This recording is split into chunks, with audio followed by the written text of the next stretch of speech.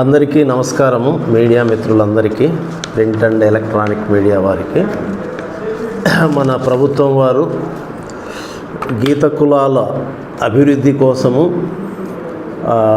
గతంలో వైన్ షాపుల్లో 10% రిజర్వ్ చేసి ఆ కులాల వాళ్లకు అలాట్ చేయడం జరిగింది.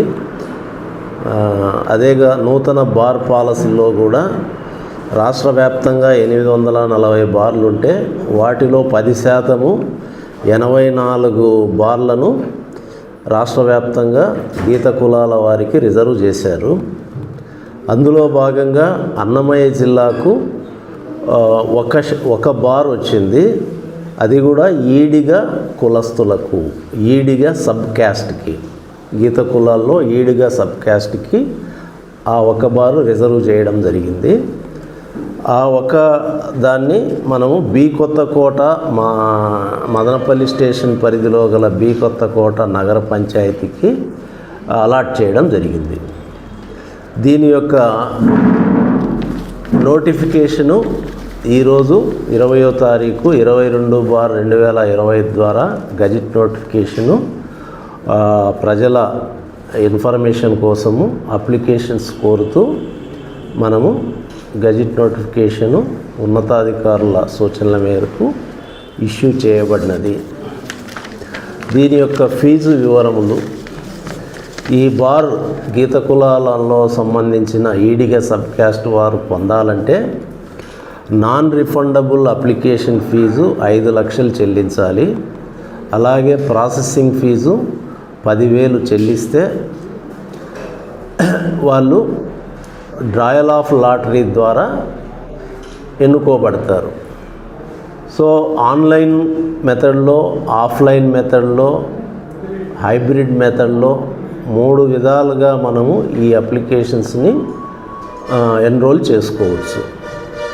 దీనికి లైసెన్స్ ఫీజు వచ్చేసి సంవత్సరానికి, ఈ సంవత్సరానికంటే 2025-26 సంవత్సరానికి 17,50,000 మాత్రమే. నెక్స్ట్ ఇయర్కి 19,25,000. ఆ నెక్స్ట్ ఇయర్ 3వ సంవత్సరానికి 21,17,500.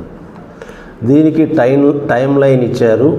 ఈ అప్లికేషన్స్ అన్నీ 29వ తారీఖు 29/8/2025 5 గంటల వరకు అప్లికేషన్స్ వేసుకోవచ్చు. ఆగస్ట్ 29 5 గంటల వరకు. డ్రాయల్ ఆఫ్ లాట్స్ వచ్చేసి 30వ తేదీ ఉదయం 10 గంటలకు కలెక్టరేట్ వద్ద గౌరవ కలెక్టర్ వారిచే డ్రా తీయబడుతుంది. సో ఈ బారుకు అభ్యర్థులను ఎన్నుకోవడంలో బిడ్డింగ్ పద్ధతి కాకుండా లాటరీ పద్ధతిలో ఎన్నుకోవడం జరుగుతుంది. కండిషన్ ఏమంటే ఈ బారుకు కూడా 4 అప్లికేషన్స్ పడితేనే డ్రా తీస్తాం. అలా పడకపోతే డ్రా తీయం, పెండింగ్ పడుతుంది. 4 అంతకంటే ఎక్కువ అప్లికేషన్స్ ఈ బారుకు అభ్యర్థులుగా రావాల్సి ఉంది. ఇది ఫ్రీ స్ట్రక్చరు. తర్వాత టైం లైన్ అంటే చివరి తేదీ 29 ఆగస్ట్ సాయంత్రం 5 గంటలకు. డ్రా తీసే తేదీ 30వ తేదీ ఉదయం 10 గంటలకు. వేదిక PGRS హాల్, కలెక్టరేట్ రాయచోటి. తీయువారు గౌరవ కలెక్టర్ వారు. తీసిన వెంటనే వాళ్ళు రిటైల్ ఎక్సైజ్ ట్యాక్స్ పే చేసి వాళ్ళు ప్రొవిజనల్ లైసెన్సు పొంది 1 అక్టోబర్ నుంచి వ్యాపారము చేసుకోనవచ్చు. ఈ బార్ యొక్క బి కొత్తకోట. మొన్న సోమవారం ఇచ్చిన గజెట్ నోటిఫికేషన్లో 11 జనరల్ బార్స్ ఇచ్చాము. ఇది ఒక రిజర్వ్ బారు, టోటల్ 12. గత బార్ పాలసీకి ఈ బార్ పాలసీకి కొద్దిగా విశ్లేషణాత్మకంగా, కంపేరిటివ్గా కొన్ని చెప్తాను. మన మీడియా మిత్రులంతా అది ప్రజలకు చేరవేసి కొత్త అభ్యర్థులు మొనోపాలీ లేకుండా కామన్ మ్యాన్ కూడా ఈ వ్యాపారంలోకి వచ్చేటట్లు ఆసక్తి నెలకొల్పుతారని ఆశిస్తున్నాను. ఇప్పుడు ఆన్లైన్ విధానంలో మనము దీనికి ఎంటర్ కావచ్చు. దీంట్లో మన బ్యాంకులో అమౌంట్ ఉంటే మన పేర క్రెడిట్ కార్డు ద్వారా కానీ డెబిట్ కార్డు ద్వారా కానీ నెట్ బ్యాంకింగ్ ద్వారా కానీ మనము చేయొచ్చు. ఆఫీసులకు రావాల్సిన అవసరం లేదు, ఎవరిని అడగాల్సిన పని లేదు. సైట్లోకి వెళ్ళి మనము ఆన్లైన్లో 4 వాక్యాల్లో డీటెయిల్స్ ఇస్తే పేరు, ఊరు, అడ్రస్ చెప్తే ఎంటర్ కావచ్చు. సో మన ఇంట్లో నుంచే అప్లికేషను వేయచ్చు.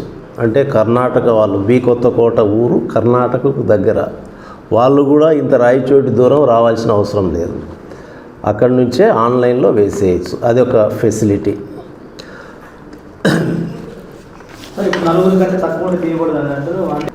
రాయచోటి 3, రాజంపేట 2, పీలేరు 1, మొత్తం 11 జనరల్ బార్స్ అవి. పీలేరు టూరిజం సెంటర్ కింద అక్కడ ఎలిజిబిలిటీ వచ్చింది. మామూలుగా బార్లన్నీ అర్బన్ లోకల్ బాడీస్లోనే చేస్తాం, పంచాయతీల్లో లేవు. అది తర్వాత ఆఫ్లైన్ విధానంలో ఎంటర్ అయ్యే వాళ్ళు మా ఆఫీస్కి వచ్చి ఇక్కడికి వచ్చి వేయాలి.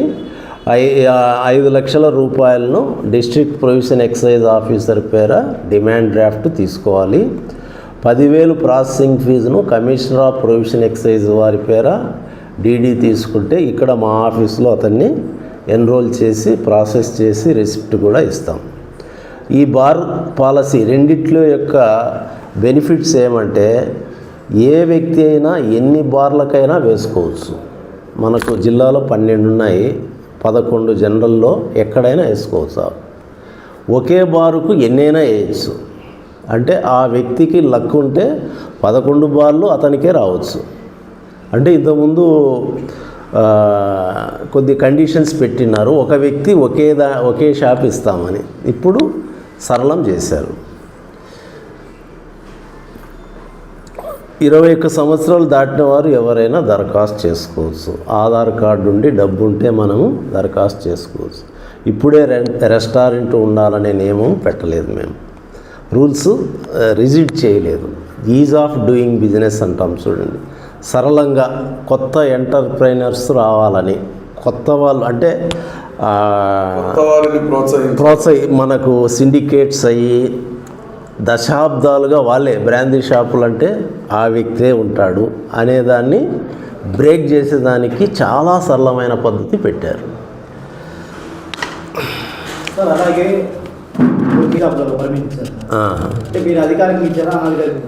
మేము అధికారికంగా ఏమి ఇవ్వము. అంటే ఎక్సైజ్ శాఖ ఎక్కడ కూడా దాడులు చేసిన దాఖలా లేవు, ఎలాంటి కేసులు లేవు. అంటే ఎక్సైజ్ శాఖ 16/10/2024 నుంచి 125 కేసులు పెట్టి దాదాపు 200 మందిని అరెస్ట్ చేశాం మన జిల్లాలో. ఫిగర్స్ ఉన్నాయి మనకు. ఎక్కడ కూడా మీడియాకి సమాచారం కానీ లేదు, ఎలాంటి అంటే లోకల్గా వీళ్ళు ఇస్తున్నారు లేదో ఇప్పటి నుంచి ఇచ్చే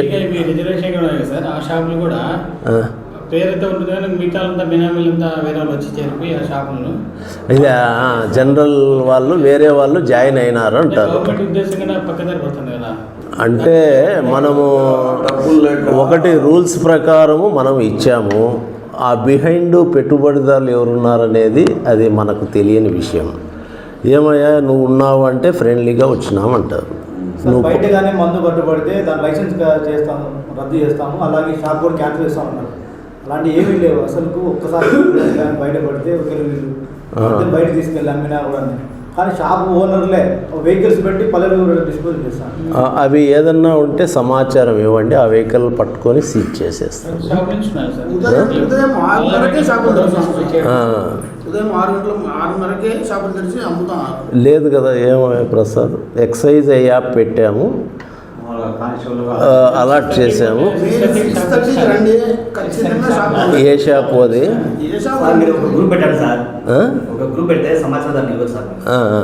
ఒక షాప్ అని లేదు సార్, 1-2 తప్పిస్తే మిగతా అన్ని షాపులలో. ఎక్కడ? రాయచోటి టౌన్. సార్ ఇప్పుడు ఈ బెడ్ షాపులపై మీరు చర్య తీసుకుంటున్నారా లేదంటే ఇది అట్లే కొనసాగుతుందంటారు మీ దృష్టిలో? ఏది బెల్ట్ షాపులు ప్రతి పల్లెలో ఉన్నాయి సార్. ఒక పల్లె నుంచి ఆ చర్యలు అంటే ఉన్నాయి కదా, 150 కేసులు పట్టుకున్నాము, అరెస్ట్ చేశాము, జైలుకు పంపించాము. మీ ఆఫీసర్లే వదిలేసి కింది స్థాయి ఉన్నవాళ్ళు మీరే కొన్ని కేసులు కట్టి ఏంటి అంటే మీ మీద చూసి చూడండి పోతామని చెప్పి మీ వాళ్ళు కూడా ప్రోత్సహిస్తున్నారు. అలాంటిది ఏం ఉండదు, అలా ఏం చెప్పము. మామూలుగా ప్రోడక్ట్ అనేది కూడా కొందరు స్థానికులు పోయి కంప్లైంట్ చేసినా కూడా పట్టించుకోవట్లేదు ఎక్సైజ్ శాఖ అధికారులు అనేది. పట్టించుకోకుండా పోవడం అంటూ ఏం లేదు. టౌన్లో పర్మిట్ రూమ్లు ఇచ్చారు సార్, పర్మిట్ రూములు ఇచ్చారు సార్. హోటళ్ళలో కూడా పక్కన 7,50,000 ఫీజు కడుతున్నాను. Hotels నడపచ్చు sir. హోటల్స్ కాదు, వాళ్ళ పర్మిషన్, వాళ్ళ పక్కన షాప్ పక్కన. ప్రతి హోటల్లో అయితే మధ్య అది ఏదైనా ఉంటే లిస్ట్ ఇవ్వండి, మేము రైడ్ చేస్తాం. నా దృష్టికి ఆఫీసర్లు కూడా అక్కడ సమాచారం మీ కాడ ఉండే లిస్ట్ ఇవ్వండి, మేము మా ఏఎస్ కానీ వీరు కానీ పోయి యాక్షన్ తీసుకుంటాం, ఖచ్చితంగా తీసుకుంటాం. ఉంది, తాగచ్చు. సో ఇప్పుడు బార్ పాలసీలో కొన్ని ఇంపార్టెంట్ ఇష్యూస్ ఉన్నాయి, అది చెప్తాను తర్వాత.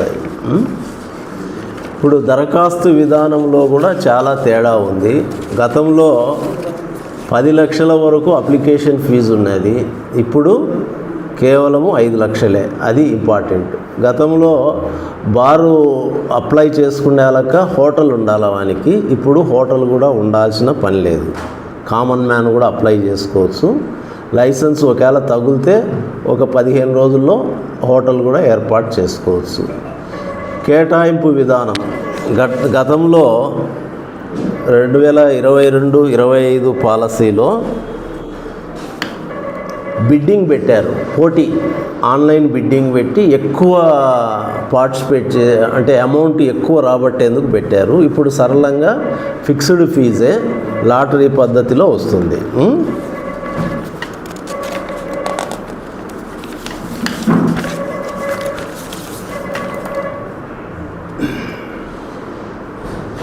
ఇప్పుడు మనకు దరఖాస్తు రుసుము గురించి వస్తే, ఫీజు గురించి, గతంలో ఒక బారు రాయచోట్లో 1,06,00,000 అయితే ఇప్పుడు 60 లక్షలకే వస్తుంది. అంటే 50 తగ్గిపోయింది. అలాగే రాయచోట్లో 88 లక్షలు అయితే ఇప్పుడు 60 లక్షలే. అలా అంటే ఫీజుల్లో చాలా తగ్గించారు. అంటే సరళంగా ఉంది అనేది చెప్పేదానికి ఇవన్నీ ఉదాంతాలు. రాజంపేటలో 68,40,000 అయితే ఇప్పుడు మనకు 60 లక్షలే. వేరే ఇప్పుడు బి కొత్తకోట గీత కులాలు ఇస్తున్నాం కదా, అది గతంలో 40 లక్షలు అయితే ఇప్పుడు 17,50,000కే వస్తూ ఉంది. టైమింగ్స్లో కూడా వెసులుబాటు ఇచ్చారు. గతంలో బార్ టైమింగ్స్ 11 నుంచి 11 వరకే, ఇప్పుడు ఉదయం 10 నుంచి 12 వరకు 3 గంటలు పెంచారు. వైన్ షాపులకైతే 10 నుంచి 10 వరకే, బార్లకు ఇంకా 2 గంటల సమయం అధికం ఉంది. గత బార్ పాలసీతో పోలిస్తే 3 గంటలు పెంచడం జరిగింది. అది ఇప్పుడు బార్ లైసెన్స్ ఫీజు మద్యం షాపుతో పోలుస్తాం. రాయచోట్లో ప్రజెంట్ షాపు ధర 79 లక్షలు. అదే బార్ ధర అప్లికేషన్ ఫీజుతో సహా 60 లక్షలే. అంటే 19 లక్షలు తేడా ఉంది. అంటే షాపు తీసుకున్న వాడికంటే వీడు బెటర్గా ఉన్నాడు.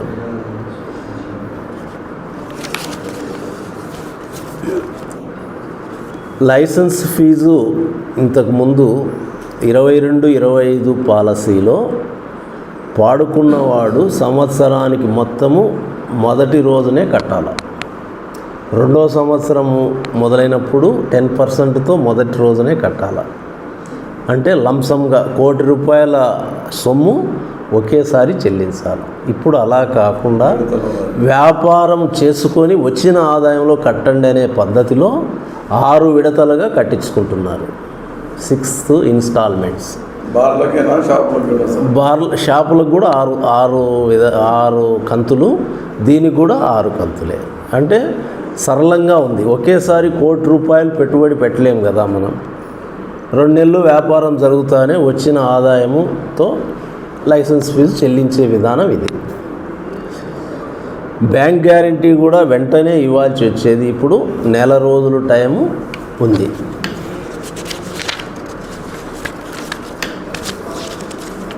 సో ఇవి విశ్లేషణాత్మకంగా గత బార్ పాలసీకి ఇప్పటికి పోల్చాను. అదేవిధంగా బ్రాందీ షాపుకు ఇప్పుడు బార్ ధరకు పోల్చాను. సో మా విశ్లేషణలో అన్ని విధాలుగా కామన్ మ్యాన్కి కూడా, అంటే వ్యాపారంలో లేనోనికి కూడా వెంటనే బార్ లైసెన్స్ పొందేటానికి ఈ పాలసీ అనుకూలంగా ఉంది. ఒకవేళ కామన్ మ్యాన్కు తగిలినా కూడా ఫీజు స్ట్రక్చర్ కూడా ఈజీగా ఉంది. దానికి బార్ ఏర్పాటుకు టైం కూడా ఇచ్చారు, నెల రోజులు టైం కూడా ఇచ్చినారు. ఇలా తగులుతానే నువ్వు అన్ని లైసెన్స్ వచ్చేంత వరకు వ్యాపారము చేయకుండా నిరోధించలేం. ప్రొవిజనల్ లైసెన్స్ ఇచ్చేసి 1వ తేదీ నుంచే వాడు వ్యాపారం చేసుకోవచ్చు. సో ఇన్ని రకాలుగా వెసులుబాటు గవర్నమెంట్ వారు మంచి పాలసీని రూపొందించారు. ఇది నలుమూలల జిల్లా వ్యాప్తంగా కర్ణాటక అంతలక్కల మీ ఫ్రెండ్స్కి అందరికీ విస్తృతంగా వేరే రాష్ట్రాలు కూడా వేసుకోవచ్చు, ఆన్లైన్లో వేసుకోవచ్చు. ప్రజలకి ఏం చెప్పదలుచుకున్నారు సార్? ప్రజలకు కాదు,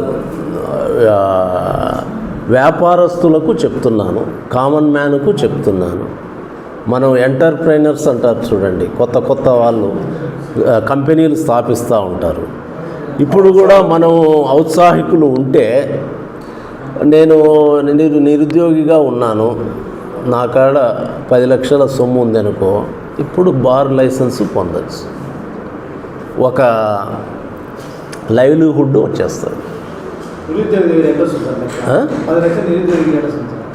అంటే ఎట్లా ఉంటా తల్లిదండ్రులు లేదా కొందరు బార్లకు సమయం పెంచారు, మంచి మంచి అవకాశాలు కల్పిస్తూ ఉంటారు. దీనివల్ల జనాలకు ఏం చెప్పదలుచుకున్నారు? జనాలకు అంటే నేను జనాలకు చెప్పేది అది వేరు, పాలసీ గురించి చెప్తున్నాను.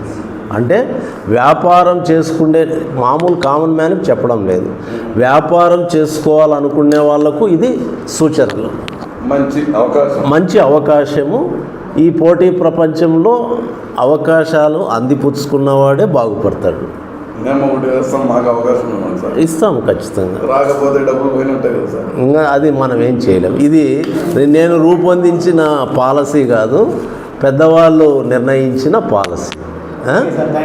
Thank you అనండాల్. కాబట్టి మిత్రులందరికీ విజ్ఞప్తి, బాగా కొద్దిగా ప్రజల్లోకి తీసుకెళ్లాల్సిందిగా కోరుతున్నాను. వ్యాపార వర్గాలు మీకు టచ్ ఉంటుంది, వాళ్ళకు వేరే రియల్ ఎస్టేట్ చేస్తూ ఉంటారు. ఇది ఒక అప్లికేషన్ వేస్తే ఆడ కూర్చొని వ్యాపారం చేయొచ్చు కదా, 2 చేయొచ్చు. అది థ్యాంక్ యూ. వెల్కమ్.